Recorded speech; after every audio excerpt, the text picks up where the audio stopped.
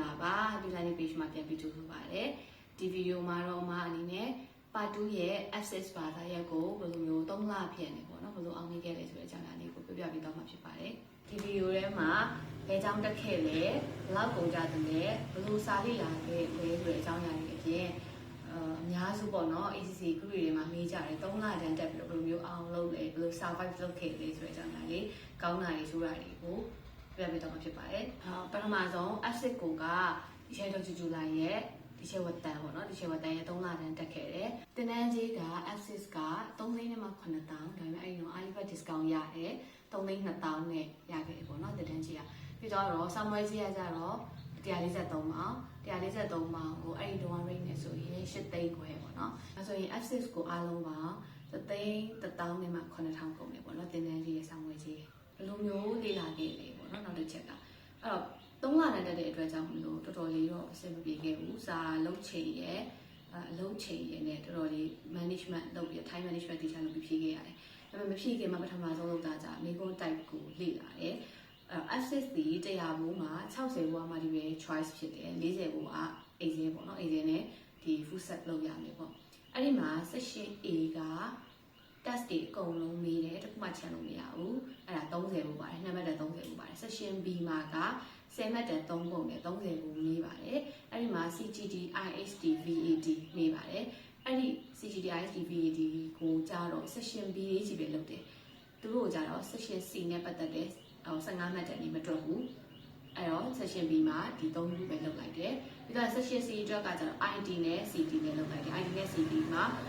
section C နဲ့ပတ်သက်တဲ့ပုံစံရေးကြီးပဲတွက်တယ် section B နဲ့ပတ်သက်တဲ့ပုံစံဆိုရင်အဲ့ဒီ test နဲ့ကိုမတွက်ဘူးမတွက်ဘဲနဲ့လုပ်တယ်အဲ့တော့ section C မှာကြတော့15မှတ်တက်2ပုံနဲ့10မှတ်တက်1ပုံအလုံးပေါင်း40ပုံပါတယ်အဲ့တော့အဲ့ဒီမေကွန် type ကိုလေ့လာလိုက်တဲ့အတွက်ကြောင့်မလို့ဒီchếစာတင်လိုက်တယ်တစ်ခန်းပြီးတစ်ခန်း ID ဆိုရင် section A ကတော့ဘယ် test ဆိုလုပ်ရတယ်ဒါပေမဲ့အမှဆုံးကပြောခဲ့တဲ့ section B မှာပါတဲ့ test တွေဆိုရင် section B ပုံစံနဲ့တွက်တယ် section C နဲ့ပတ်သက်တဲ့ဟာတွေမတွက်ခဲ့ဘူးတွက်ရင်တော့ကောင်းတာပေါ့နော်ဒါပေမဲ့အလုံးနဲ့အချိန်မရခဲ့တော့ကိုယ်တက်နိုင်ဆုံးဘယ်အောင် focus လုပ်မလဲဆိုပြီးတော့အဲ့ဒီနည်းလုပ်ခဲ့ပါတယ်နောက်တစ်ခုကအဲ့လိုမျိုးလေ့လာတဲ့နေရာမှာကျောင်းမှာပေးတဲ့ test ပို့ပေါ့နော် PPP တစ်ခုတွေကိုပဲလေ့ကျင့်နေတာပါအဖာတော့ဆို study ဟက်လုပ်ပြီးရပေါ့နော်ဒါပေမဲ့ဒီ test မှာကျတော့လုံးဝကိုအလုပ်ရဲ့ဒီစာရင်းနဲ့ဘယ်လိုမှအချိန်မရတဲ့အတွက်ကြောင့် PPP တစ်ခုတွေကိုပဲလုပ်နိုင်ခဲ့တယ် study hub နဲ့ couple ဆိုရင်မလုပ်ခဲ့ဘူးပေါ့နော်ဒါပေမဲ့အဲ့ဒါကိုမှဆောနာ focus အတိုင်းတခြား live လုပ်ခဲ့တဲ့အတွက်ကြောင့်မလို့တခြားလေးတော့အောင်မြင်အောင်ဖြေနိုင်ခဲ့ပါတယ်နောက်တစ်ခုကကြတော့3လတန်းတက်တာဖြစ်တဲ့အတွက်ကြောင့်မလို့အတန်းလုံးဝပြတ်လို့မရဘူးဒီနေ့ပြတ်လိုက်ရင်နောက်နေ့ test ကဘာမှမသိတော့အဲ့တော့တန်းပုံမှန်တက်မယ်ဒါကတော့ဘယ်တန်းဆိုအတန်းပုံမှန်တက်ရမယ်ဆိုပေမဲ့3လတန်းရွေးချယ်လိုက်တဲ့သူတွေကပို့ပြီးတော့အတန်းပုံမှန်တက်ရမယ်ဟိုမှာဒီနေ့ IT ပြီးသွား income test တင်ပြီးသွားတယ်နောက်တစ်ခုက CGD တင်တယ်အဲ့ဒီမှာ CGD ရောက်သွားတဲ့အချိန်မှာ income test ကိုလုံးဝပြန်မကြည့်ရင်လုံးဝမေ့သွားမှာ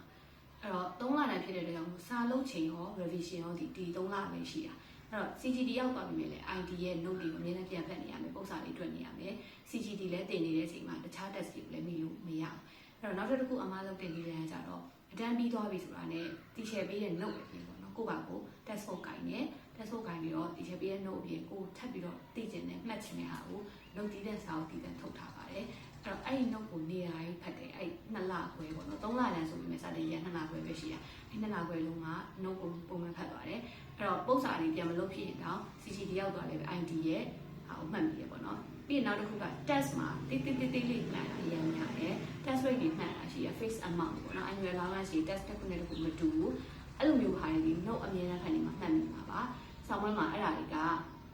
တချို့ဟာတွေဆိုရင်ပေးထားတာရှိတယ် test တွေပြမှာပေးတယ်တချို့ဟာတွေကျမပေးထားအဲ့လိုမျိုးဟာတွေဆိုအမြဲတမ်းမှတ်မိနေမှာဖြစ်တဲ့အတွက်ကြောင့်မလို့ဒီ3လအတွင်းမှာကိုဒီဆောင်းပွဲမှာလုံးဝအလွတ်ရနေအောင်ဒီ note တွေအမြဲတိကျဖတ်ဖို့လိုရတယ်အဲ့တော့နောက်တစ်ချက်ကတော့ note တိကျထုတ်ဖို့လိုပါတယ်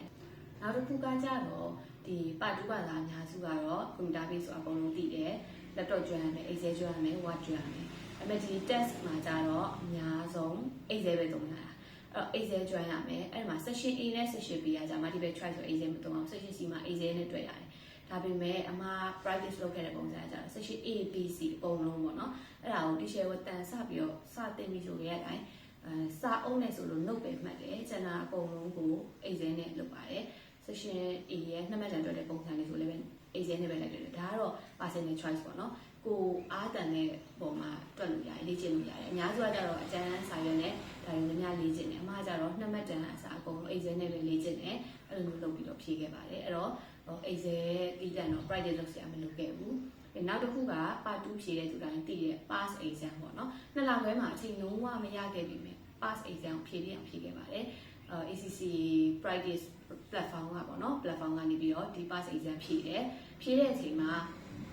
တကယ် real exam ကို time management လုပ်ဖြေခဲ့တယ်အမားကဖြေတဲ့ပုံမှာဘယ်လိုမျိုးအချိန်ခွဲလဲဆိုရင် session A နဲ့ session B ကိုတစ်နာရီပဲအချိန်ယူတယ်ပြီးရင် session C ကို2နာရီယူလိုက်တယ်session C မှာ2နာရီမပြည့်ခင်ပြီးသွားခဲ့ပြီဆိုရင်ကျန်တဲ့အချိန်မှာ flat ထောင်ခဲ့တဲ့ပုံစံလေးတွေကိုမြင်ရတဲ့ပုံစံလေးပြန်တွက်ဖို့အချိန်ရတယ်အဲ့ဒါကိုအဲ့ဒီ time management ကို pass exam ဖြေခဲ့ရတဲ့အတိုင်းအဲ့လိုဖြေခဲ့တာအဲ့တကယ်ဆောင်ရွက်ကြတော့လေတကယ်အဲ့လိုမျိုးဖြေနိုင်ခဲ့တယ် session A B ကို2နာရီတွင်းဖြေတယ်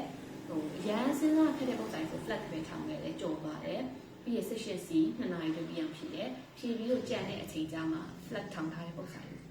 သွားပြီးတော့လုပ်တယ်ပေါ့နော်များသောအားဖြင့် part 2မှာဒီဘာသာတွေမှာအချိန်မလောက်တာတွေဖြစ်တယ်ဘယ်လိုမျိုး time management လုပ်ခဲ့လဲဆိုတာကိုအနေနဲ့ပြန်ပြီးတော့မျှဝေပေးရဖြစ်ပါတယ်နောက်တစ်ခုအနေနဲ့ပြောချင်တာကကြတော့အများစုကမေးတယ်ပေါ့နော်3လတန်းတက်ပြီးတော့ဆောင်းဝဲတကယ်အောင်လားဆောင်းဝဲလုပ်နိုင်လားပေါ့နော်အဲ့ဒါတော့ကိုယ့်ရဲ့အခြေအနေပေါ်မှာမူတည်တယ်အလုံးမရှိတဲ့သူတွေအနေနဲ့လုံးဝ recommend ပေးတယ်3လတန်းတက်ဖို့စာပဲလုပ်မယ်ကိုယ့်အတွက်အလုံးမရှိဘူးဆိုရင်အဆင်ပြေတဲ့အချိန်ကစာတင်နေပြီးစာလုပ်ချိန်ရမယ်အမ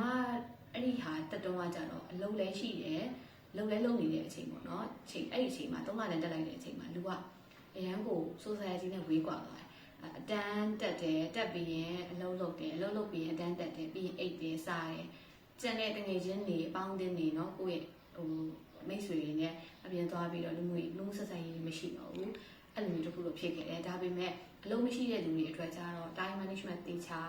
အများကြီးတောင် time management လုပ်ရမှာလို့ကိုယ့်အတွက်အချိန်ရတဲ့အတွက်ကြောင့်ဖြည့်တင်တယ်3လတန်းတက်ပြီးဖြည့်တင်တယ်နည်းနည်းလေးပြီးတယ်စာလေးရတယ်ပေါ့နော်အဲ့လိုမျိုးရှိတယ်ဒါပေမဲ့အလုပ်လုပ်ရင်ရောဖြည့်လို့ရလားဆိုရင်တော့ရပါတယ်အမလည်းလုပ်လို့နေဖြည့်ခဲ့တယ်ဆောနာအမပြောခဲ့တဲ့အရာတွေကိုအတွက် survive လုပ်နိုင်တယ် time management တေချာလေးလုပ်နိုင်မယ်ဆိုရင်တော့3လတန်းတက်ပြီးတော့တကယ်ကိုဖြည့်နိုင်ပါတယ်အဲဆိုရင်ဒီဗီဒီယိုထဲမှာအမ3လတန်းဘယ်လိုမျိုးတက်ခဲ့လဲဘယ်တော့ကုန်လဲဘယ်လို survive လုပ်ခဲ့လဲဆိုတဲ့အကြောင်းအရာလေးကိုတိတိကျကျလေးပေါ့နော်ပြည့်စုံလုံးပြောထားပြပါတယ်အားလုံးအတွက်အကျိုးရှိလိမ့်မယ်လို့မျှော်လင့်ပါတယ်ဒီဗီဒီယိုလေးကိုကြည့်ပြီးတော့ကိုဖြည့်မဲ့ဘာသာရပ်ဒီမှာ